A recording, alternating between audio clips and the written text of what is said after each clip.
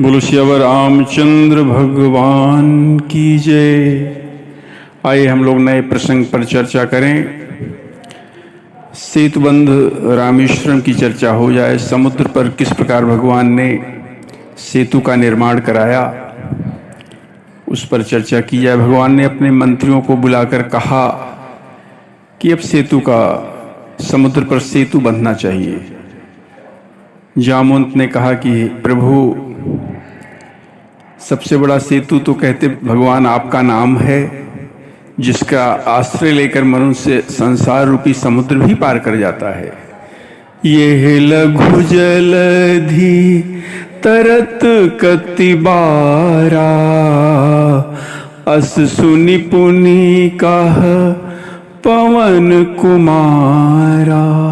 कहते हैं जामवंत जी की प्रभु, ये तो छोटा सा समुद्र है, इसे पार करने में कितनी देर लगेगी।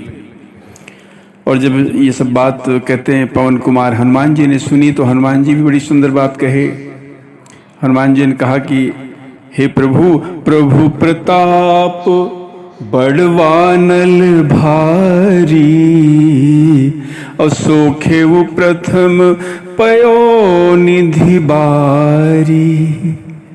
कहते हैं हनुमान जी ने कहा कि हे प्रभु, आपका जो प्रताप है ये समुद्र की आग के समान है, जिसने समुद्र को पहले सोख लिया था। उसके बाद क्या हुआ कि तवरी पुनारी रुदन जल धारा, और भरे वो बहोरी भयो ते ही खारा।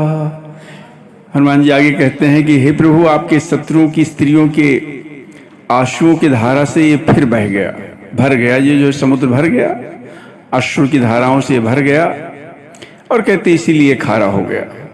कहते हनुमान जी की अलंकार पूर्ण बात सुनकर और सब बानर श्री रघुनाथ जी की ओर देखकर बड़े हर्षित हो गए। इस प्रकार की कथा सेतुबंध निर्माण की हम लोग कर रहे हैं। बोलो श्यावर रामचंद्र भगवान की जय।